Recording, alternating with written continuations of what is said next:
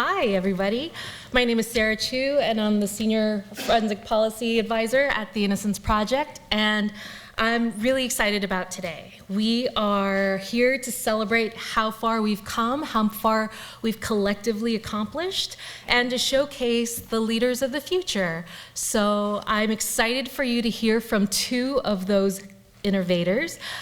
Peter Stout and Linda Jackson are innovators among the crime lab leadership. And so Linda will start us off today. She has a background in chemistry, started her career at the Virginia Department of Forensic Sciences, and became the director in 2013. Dr. Peter Stout has a background in toxicology and was part of the Center for Forensic Sciences at RTI before joining the Houston Forensic Science Center in 2015.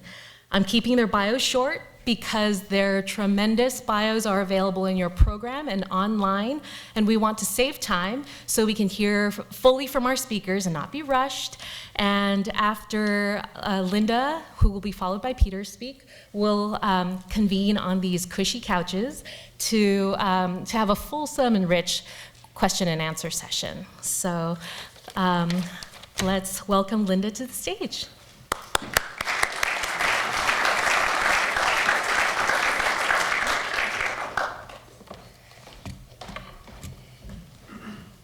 All right. Unfortunately, I don't get to start with the cushy couches. Let's see.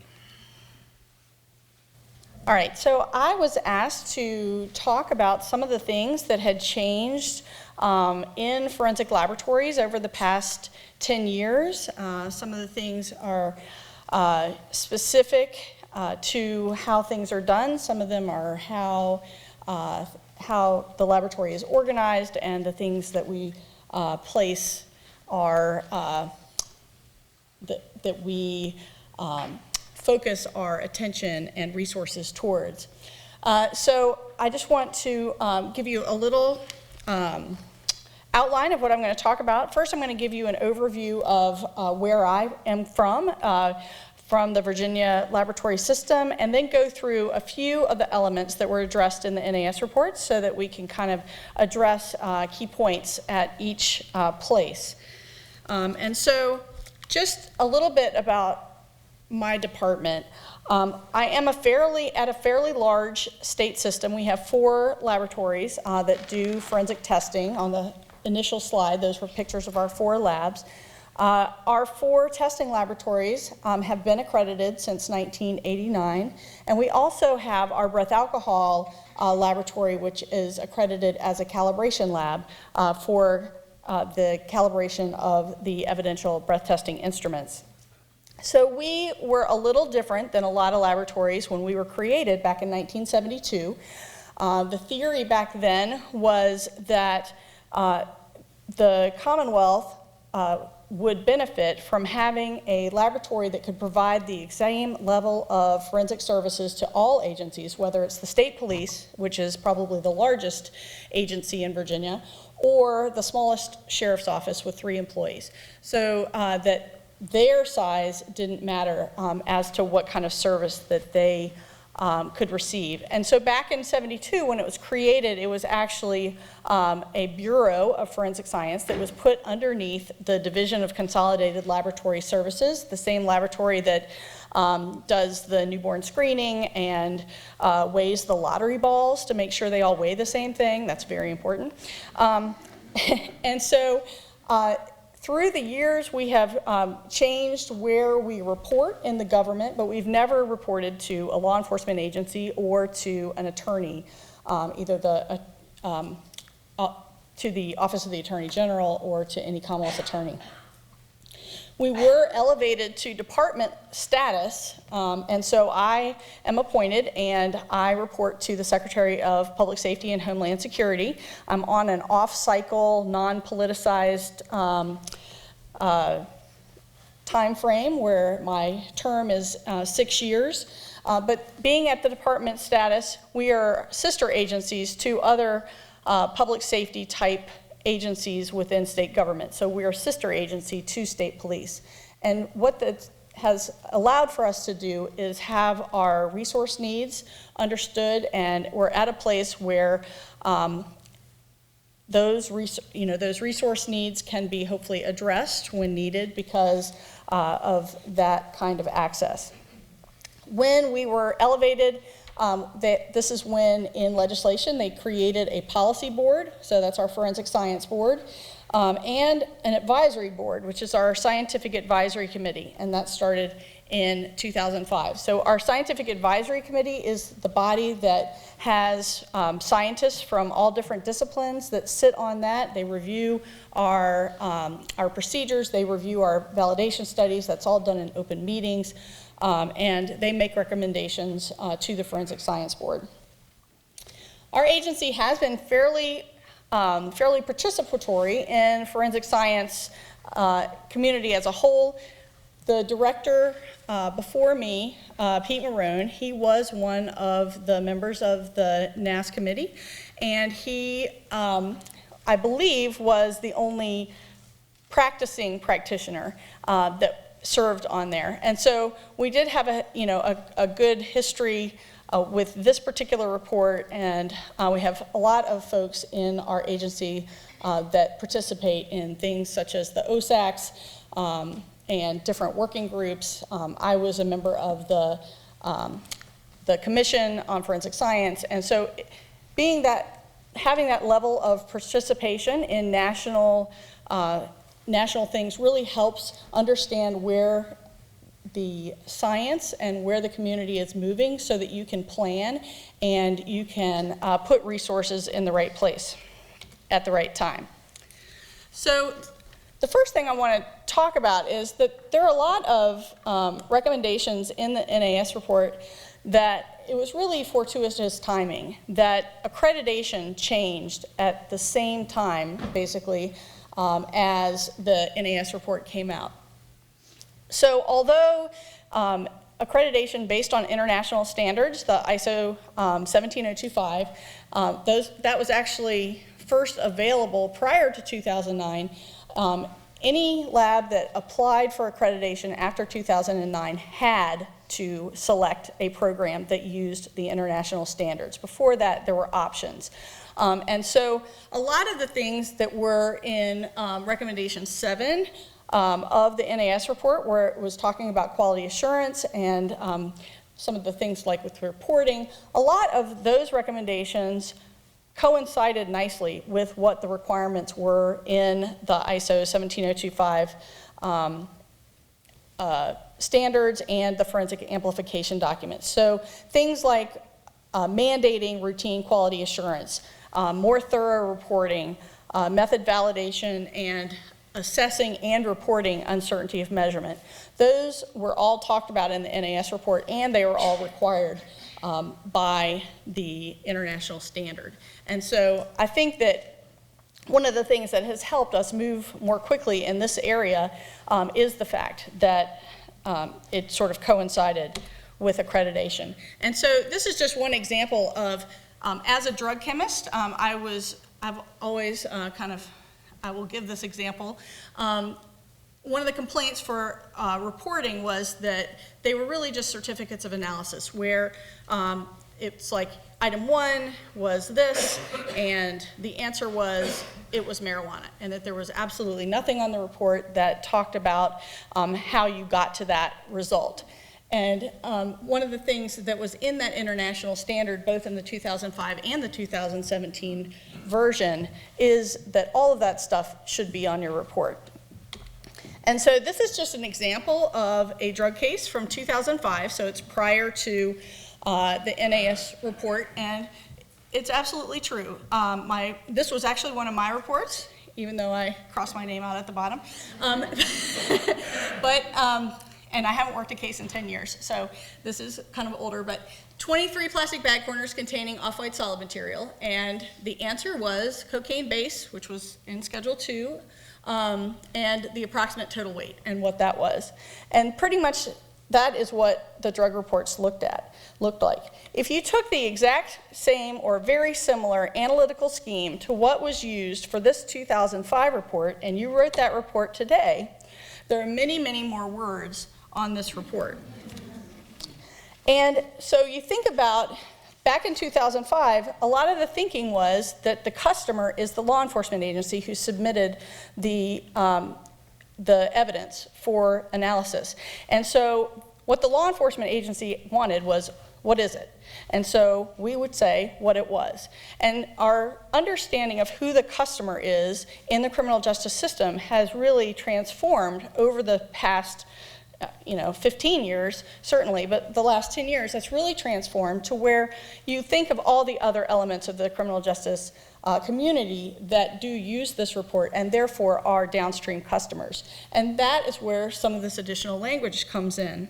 So now, this report talks about what the sampling plan was, and not only what it was, but how to interpret that sampling plan to know what assumptions or inferences that you can make. It includes the measurement uncertainty for the weight measurement. It tells you exactly how many of them I tested. I know on that report before I didn't test all 23. Because that's not what the scheme was. And that was all in our case documentation, but it was not on the report. So now, really what is being done is much more clear in the wording. The methods are listed, and the dates of testing so that you know exactly when those tests occurred.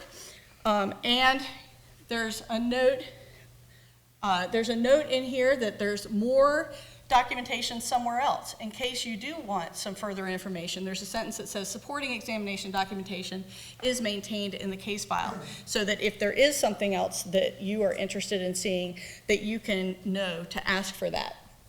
And lastly, it says that all methods that are listed above, all of them are listed in our procedures manual, and that can be found on our website. Which brings me to transparency. So actually, I think because Director Maroon was on the NAS committee, when he was listening to all of the conversations that were going on in that committee, he came back and recommended strongly that we just immediately put our procedures and our training manuals online. And I have to say, as a scientist at the time, it was like, oh my gosh, the sky is going to fall. But we went ahead and did that, and we put our procedures online in 2009. So we, if not the first, we were certainly one of the first to do that, where the quality manual and procedures and training manuals went online. The sky did not fall. If anything, we talked to other people in other agencies where they found our SOPs online, and they looked at them as comparisons to what they were doing. And so we've had a lot of interactions with people saying, hey, explain to me about this, and it makes our procedures better having those conversations with people. And we, again, the sky didn't fall. It's been quite all right. So looking to continue that rollout of information, one of the things where we got our most requests for information was regarding breath alcohol. So for breath alcohol instruments and the information that went with the subject test records, we were receiving 100 FOIAs a week for that information. Alcohol is a highly litigated area, and so we were getting quite a few. So we worked pretty diligently, and we were not the first to do this. We looked at Iowa as an example of a good system where they had excellent records online for their breath alcohol.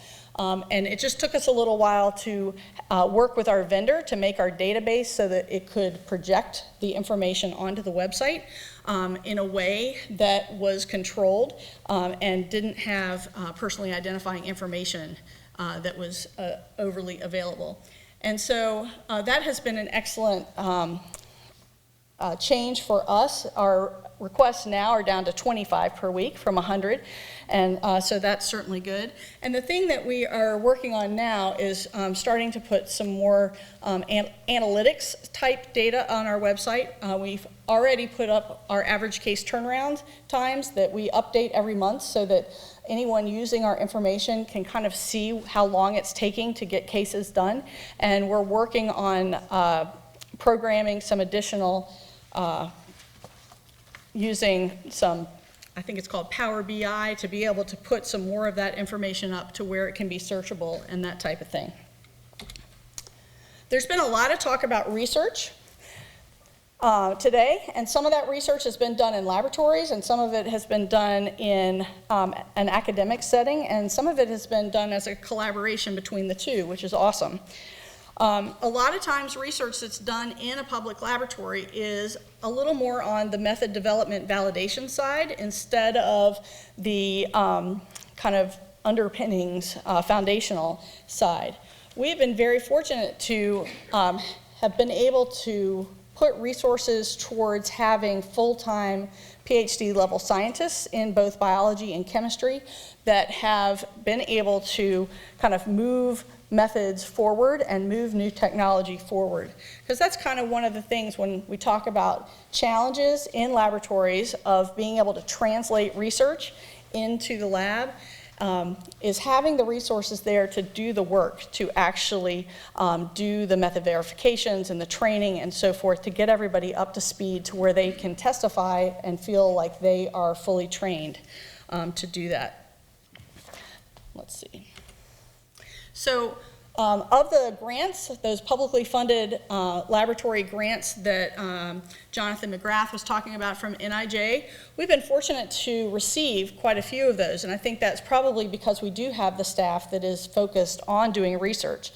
And most of those are a little bit more method development validation, except for one of our newer grants in trace evidence in the fire debris area is looking at more of a foundational study.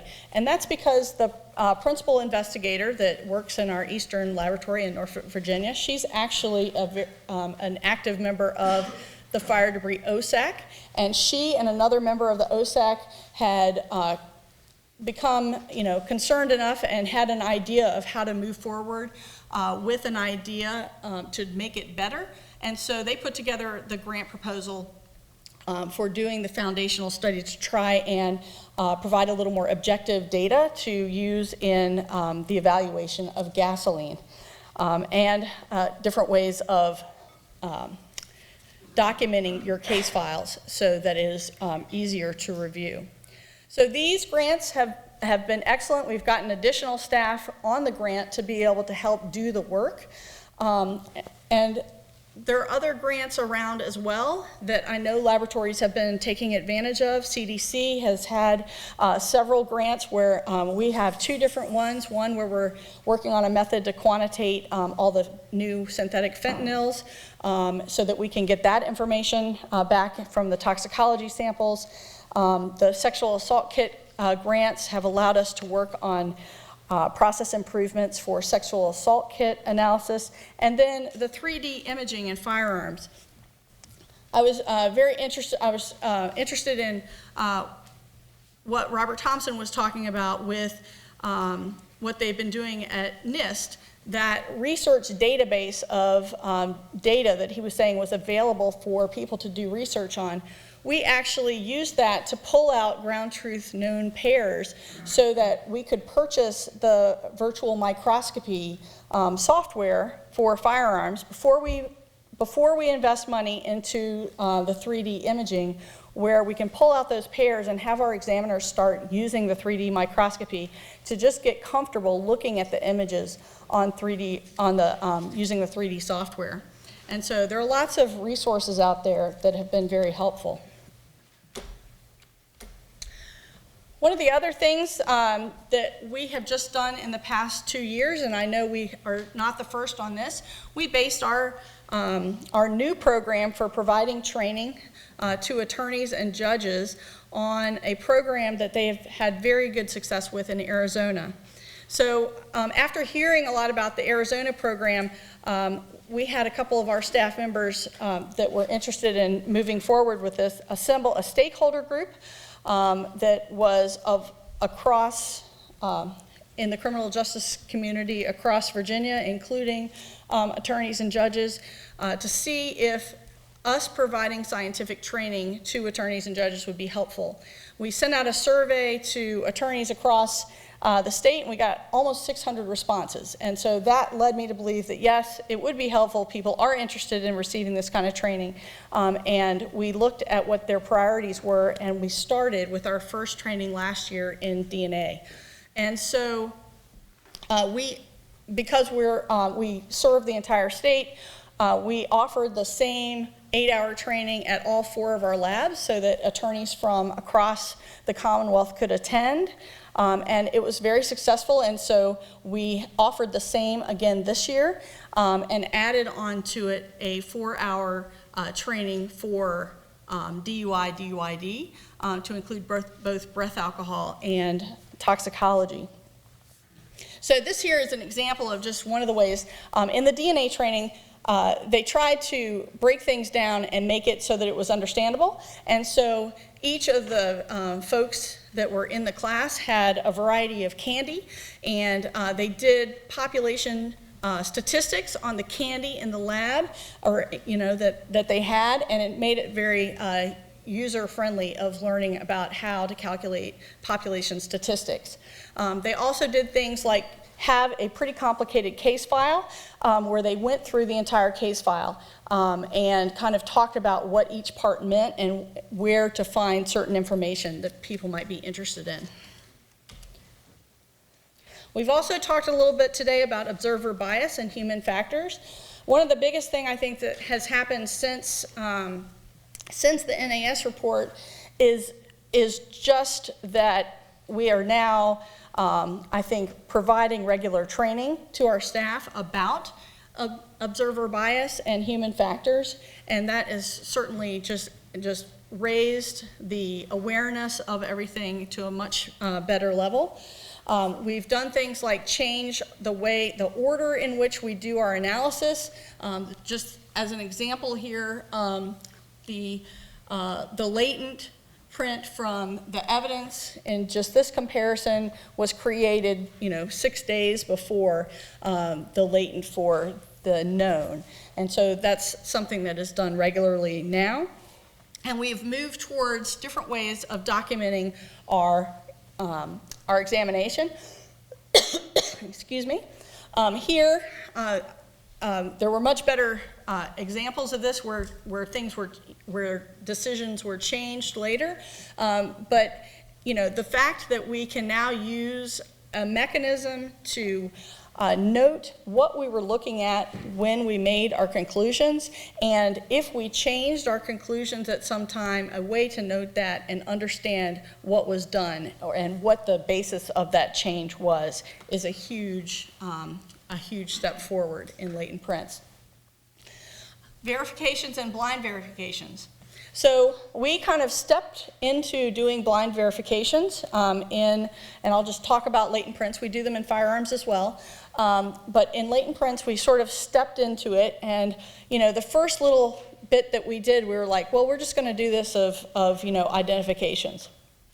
Okay, well, the obvious fallacy in that is that it's only but so blind if you're only going to do identifications, because everybody knows they wouldn't have gotten it as a blind if it wasn't an identification. So luckily we figured that out for after not too much time, and now have been doing it for quite some time, where they're randomly selected, and there is the extra good thing about doing blind verifications is that you are coming to your complete independent conclusion.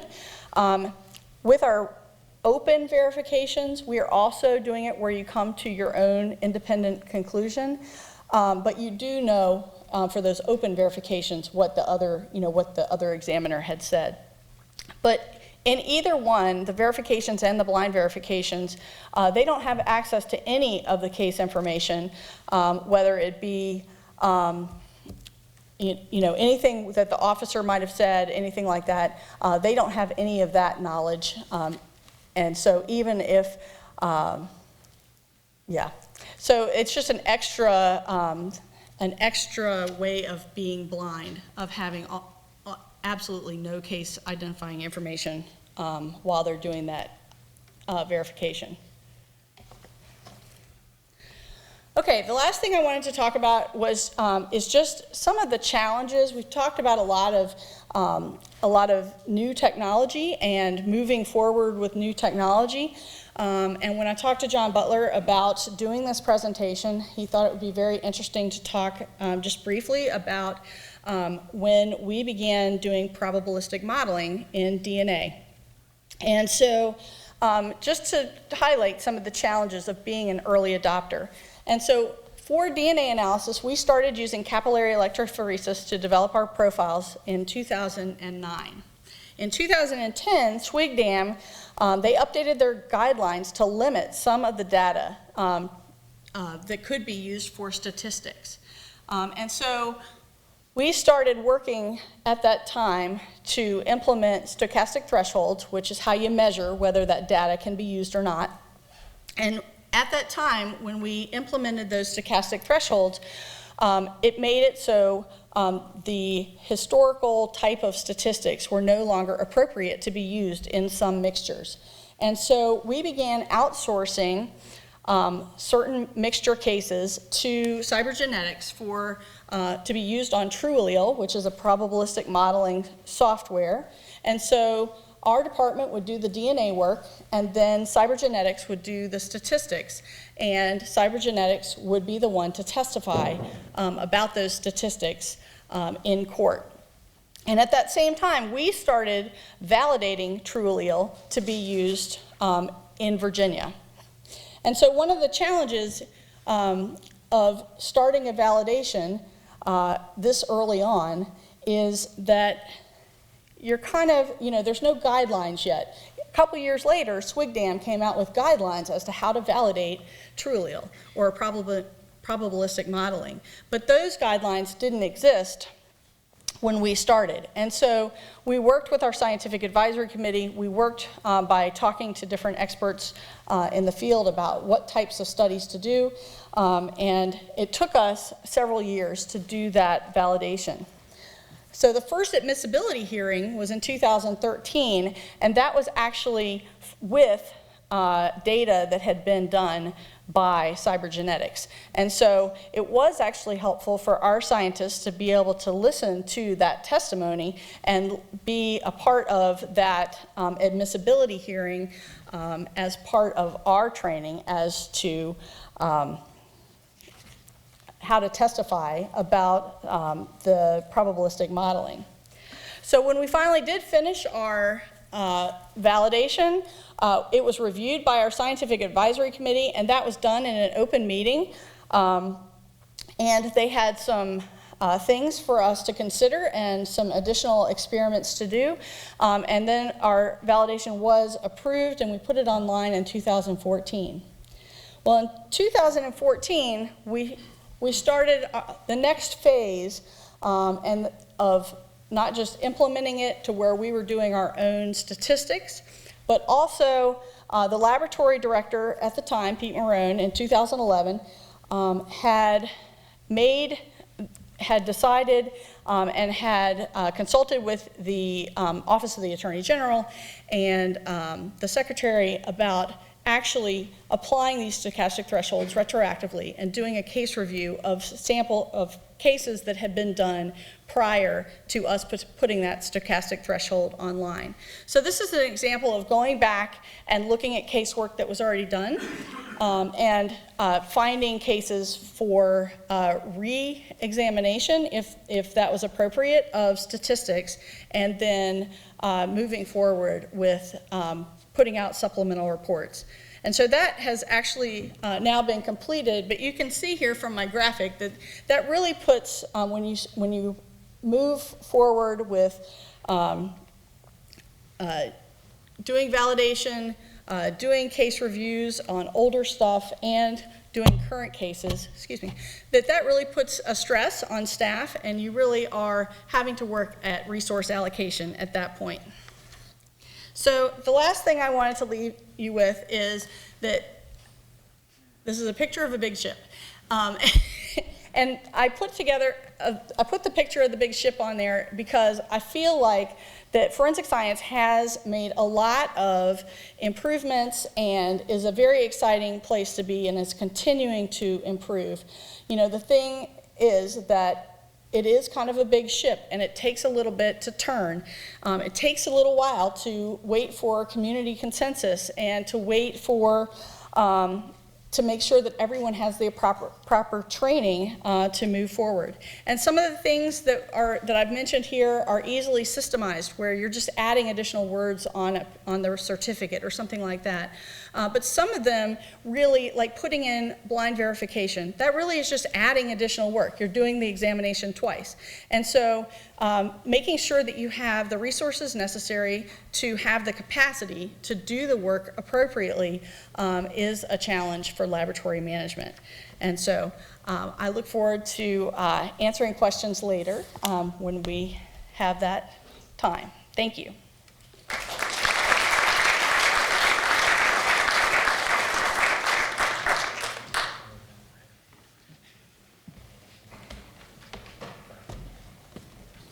All right, now time for Texas. The joke in my family is I'm the first one in 4 generations to not be in the oil industry, and I ended up in Houston anyways. Everybody gets Houston's had a few issues, right? Show of hands, anybody that doesn't know Houston's had issues? All right. So, yeah, I was asked to come talk about this crazy thing that's in Houston. I think there's actually a nice symmetry here, because what Houston was, I don't think it's hyperbolic in saying it's part of the reason the NAS report occurred. And what Houston has become very much was influenced by the NAS report itself. So, in 10 years, Houston's gone from this to something else. Anybody know who that is? That's George Rodriguez. George Rodriguez was convicted in 1987 of a sexual assault. He was exonerated in 2005. The ultimate root cause of his wrongful conviction was a laboratory that occurred in Houston's laboratory. So he also, and I use this picture a lot, and I keep this one up there, I keep it prominently in front of everybody. That's Anise Parker, who's over there to the side, who was the mayor at the time. She's the one that had to apologize to him. And she said, "This sucks, we're going to do something different." So I have to give, everybody likes to say, "Peter, this is great, what's going on there?" I have to give both HPD, who caused a lot of the problems, and I've got to give the city, who caused a lot of the problems, an awful lot of credit, because they're also the ones who came up with the solution to the stuff. And it really took some remarkable political courage to go, "This sucks, we got to do something different." Part of what I try to use out of George Rodriguez is crime labs, and as I'm talking to politicians and those who are talking about the money, crime labs, in my estimation, have 2 significant costs from risk. We screw it up, or we get it late. And George Rodriguez, I think, is a great example of what the cost of what happens if we get it wrong. So not only did he have the compensation for the wrongful conviction for a heck of a lot of years, he also sued the city of Houston for infringement of his civil liberties, and he prevailed. So that was about a $5 million settlement in his civil liberties infringement. Significant decision. It's also a significant hurdle to get over, demonstrating deliberate indifference, and he was able to demonstrate that. So, 1 laboratory error equals $7 million. I do about 30,000 a year. So, straight line calculation of the risk that I pose to the city of Houston is about $200 billion a year. 1 lab. Okay, I'm a big ass lab, but that's 1 lab. Even if we screw up a fraction of that, it's still billions of dollars of risk every year. That's just from the wrong part. Now late, and I use this study that I've cited down here a lot of different places because it tries to estimate the cost of crimes to the local community. So the cost of incarceration and prosecution and investigation and lost wages and all of those things. So they estimate a sexual assault. They also have cost of homicide at about $14 million, sexual assault at about $500,000, and a robbery or a burglary at about $40,000. So I use sexual assault here. Sexual assault is about $500,000 a year. I get 1,200 sexual assault kits every year. Now let that sink in for a second, that only about 10% of sexual assaults get a kit collected on them, and how many sexual assaults that means in Houston. But that means if I get a result out the door quickly enough to prevent one sexual assault a week, that more than pays for the laboratory. There are real costs to getting it either wrong or late.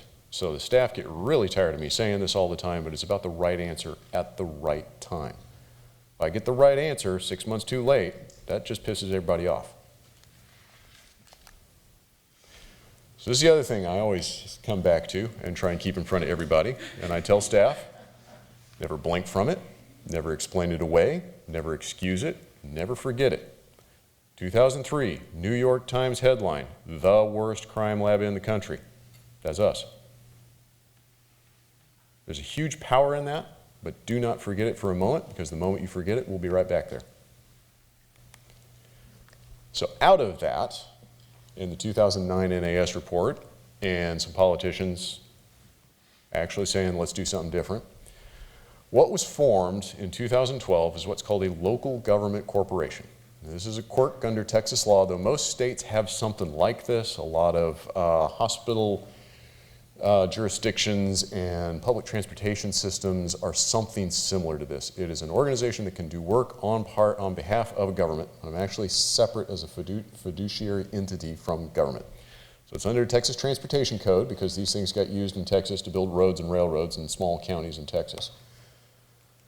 But from that, that makes my boss a 9-member board of directors. So the way I joke about this is I work with the chief of police, I work with the DA, and I work with the mayor. I piss all 3 of them off regularly, but that board's the one that can fire my butt if they're unhappy with me. That's actually my boss, is that 9-member board of directors. So I am a corporate officer. I can bind the corporation in contract. We are a 501c3 not-for-profit. We're also recognized as a justice agency under state law, so that gives me the OIC number that gives me access to all the big databases. And then all of the forensic functions that were in HPD were plucked out of HPD, and they were in different parts of HPD and glued together to make HFSC. That was all glued together, and we took over management operations of forensic function on April 3rd, 2014. So we've been at this 5 years. It's been a heck of a ride. Board of directors right now, they're the members of the board. Stacy Mitchell is a sexual assault nurse examiner. Mary Lynchke was a former senior chief within HPD and retired. Frank Medina is an attorney. Anna Vasquez, some of you may recognize, she's an exoneree. She's the 3rd exoneree that we've had on our board. Philip Hilders, another attorney. Janet Blancett is an engineer. Bob McPherson is dean of the College of Education at University of Houston. And Tracy Calabrese is an attorney from the city attorney's office who's an ex officio member on the board. I'm CEO. This is why my title is CEO and president, is because really we are a separate corporate entity. If I've got something that exceeds my signing authority, I go to that board. I don't go to city council. This is a huge advantage. All the HR systems roll up to me. It's a huge advantage. Amy Castillo's our Chief of Operations, and David Leach is our CFO and Treasurer. So in the corporate structure, we've got the operational side, that's Amy. Quality is entirely separate from the operational side and reports to me directly. So they don't report through operations, they report to me directly. Then we also have a case management group that the idea there is, and we're still working on this, it's a buffer, it's the door, it's where the calls come in. It's where the cranky cop and the cranky DA talk to them before they talk to an analyst. They're the ones that are trying to help insulate some of that information that comes in on cases from analysts. We're still working on this. We haven't gotten it all the way to where we'd like it yet. It'll still take some time. And then corporate administration reports to me. So we do crime scene. We do seize drugs. We do toxicology. We do digital multimedia. We do latent prints, forensic biology, firearms. Everything is all ISO 17025 accredited, and we have an accreditation of our evidence handling under International Association of Property and Evidence. So we've tried to find everywhere possible some kind of accreditation, and I point out anytime I'm talking about accreditation, accreditation is a minimum standard by definition of what accreditation is. It is, my restaurant's not going to poison you too much with egg salad, but you better hope it's going to do a whole lot better. In North Carolina, I used to love that because they had letter grades on the restaurants. And so my shtick was, you walk into a new barbecue restaurant and you see a C- on the wall, which they can still be in business. Are you going to try the egg salad? When you see that accreditation certificate on the wall of a lab, you know they got at least a C-, but you don't know what they got if they did any better. We are a large laboratory. About 30,000 requests a year, about 200 staff. For comparison, the state of North Carolina, 10th most populous state in the country, about the same size. So as a single laboratory, we are big. We are not nearly as big as like Virginia State System or the Texas DPS system, but for a single laboratory, we're your basic huge. It's Texas, duh. We're in about 100,000 square feet of facilities. We just moved into some new facilities. Oh my God, I'm happy. Couple of things I also like to point out. 60% of our staff is less than 35 years old. 75% of the staff is female. So when working with law enforcement, this isn't that much different than most laboratories. It's a whole lot different than law enforcement. So you start to see some of the places where there might be friction. And we've had some friction.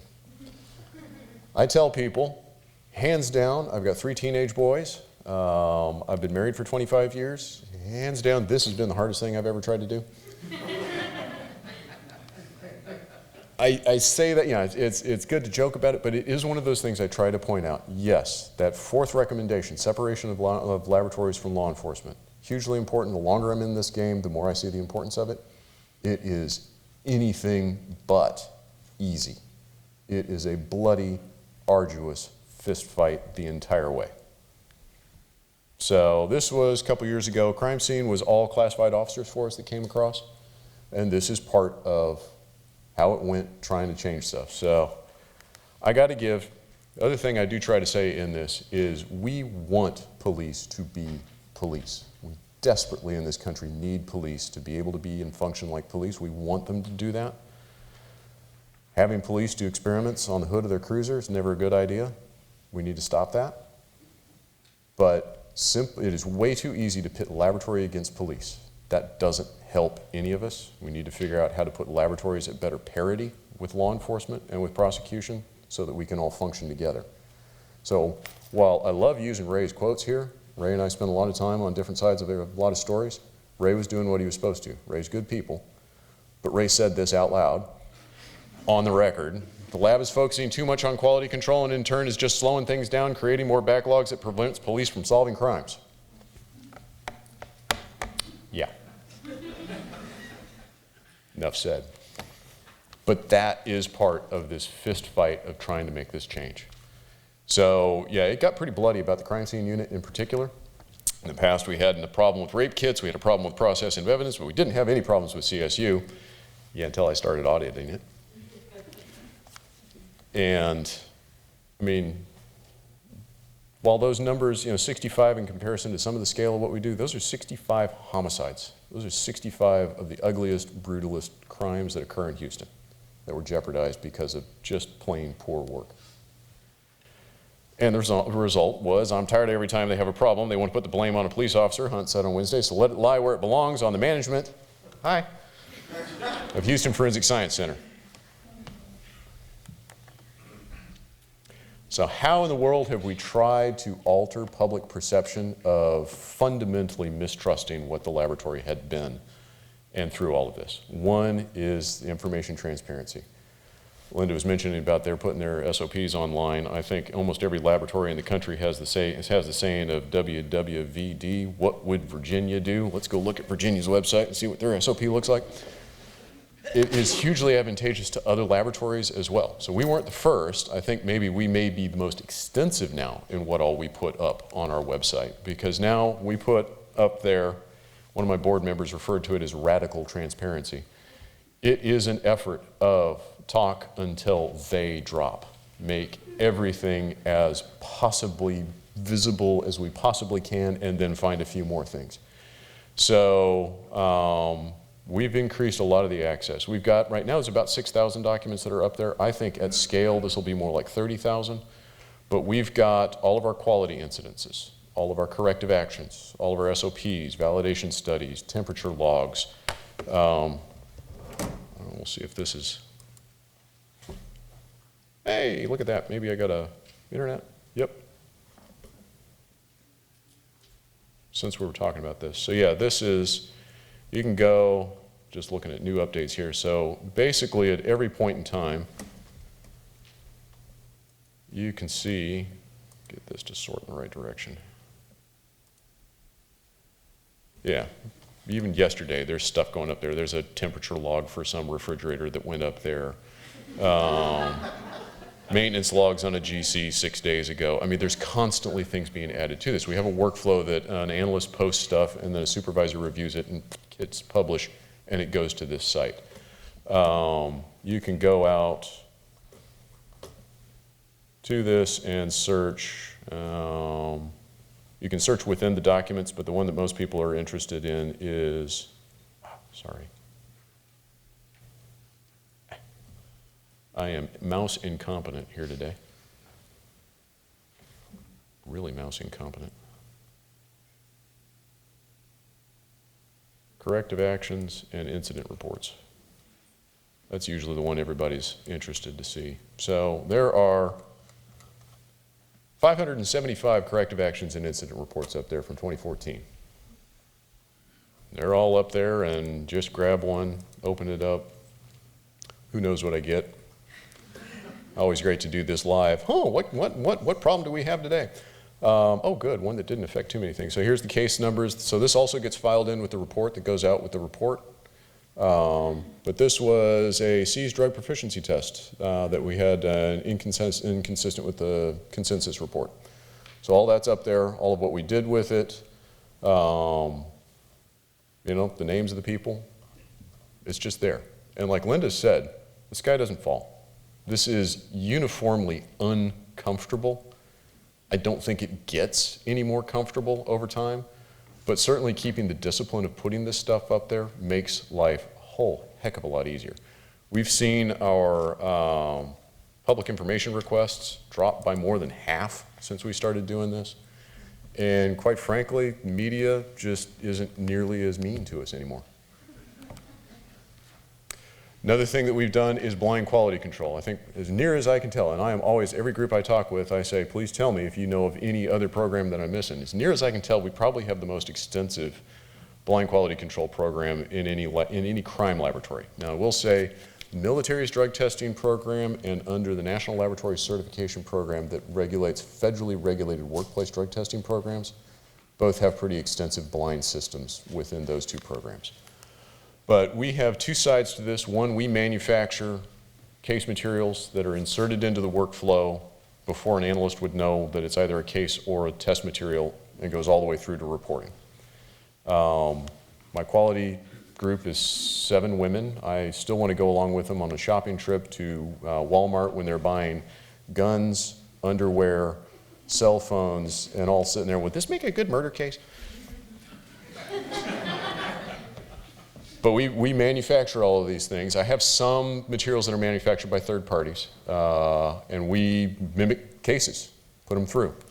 We have another side that are blind verifications. We do this in both firearms and latent prints, and like Linda was saying, you gotta have to kind of do it on both the identifications as well as the exclusions and the no values, otherwise they aren't so blind.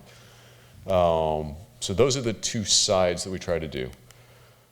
We started in September 2015 in toxicology, and we work through. The only section that we don't do them in is crime scene, because I keep asking groups, anybody want to volunteer to be a crime scene for me?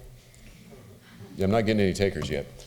I'm not sure how we would do it for crime scene, but everywhere else that we've been able to, we do. So we target about 5% of what we're reporting. So right now we're on a pace for about 620 blinds a year. We have processed and run about 1,500 so far, which is far more than anybody else I've been able to find. And I'll leave off with this as a, I could kill the rest of your day on blinds, so don't let me. It's been really interesting incorporating blinds in. There are some significant challenges to it. I think we're demonstrating you can do this. Part of the challenge is finding sample materials and the packaging. and creating cases that mimic real casework. So single most common reason that blinds get spotted. What do you think?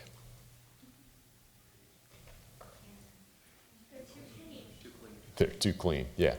So I keep an offhanded bet going with the staff. If they find a blind and it turns out to be one, I've got a Starbucks card in it for them.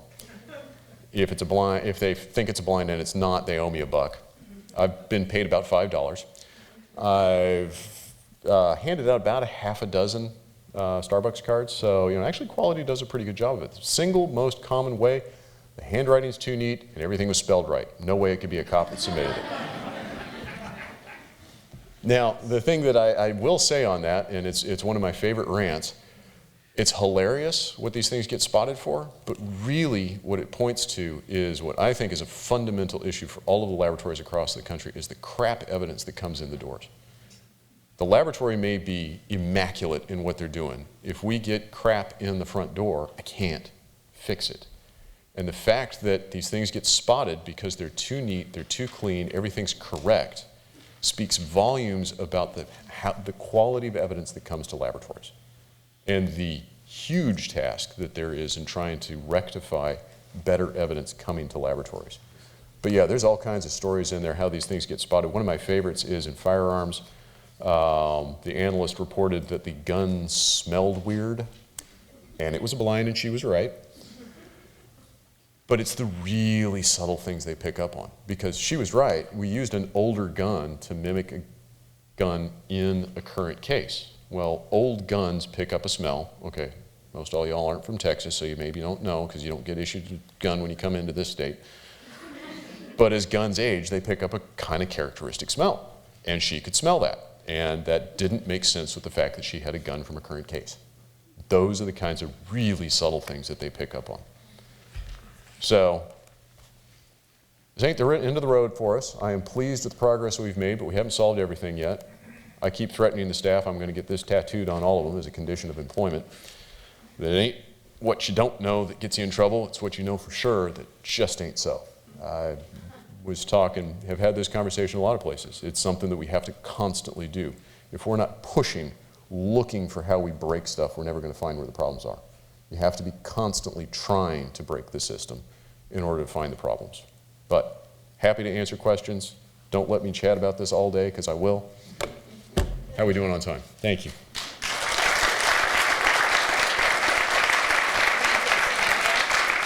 Oh, get comfy chairs now. Yes, comfy chairs now. So just to save some time, I'll get started with the question while Peter and Linda are getting settled. And I'm going to combine my first two questions. So one of the characteristics about your labs that you've talked about is that your sister agencies, you serve as sister agencies with other criminal justice components. And so you don't report to prosecutors or law enforcement. And so 2 parts. First, how has your lab's position enhanced or impacted the work of your lab? And the second is, given the fact that most laboratories in the country serve under some form of law enforcement agency, what can labs do today to create procedural separation or demonstrate scientific independence the way that the NAS was calling for? Sure. Okay. Oh, excellent. So I think one of the things of being independent that we have certainly enjoyed is being able to focus our resources on the things that we as scientists think are important. So we can, in our work that we do with the community, see things that are coming and start working on those and be able to put resources there.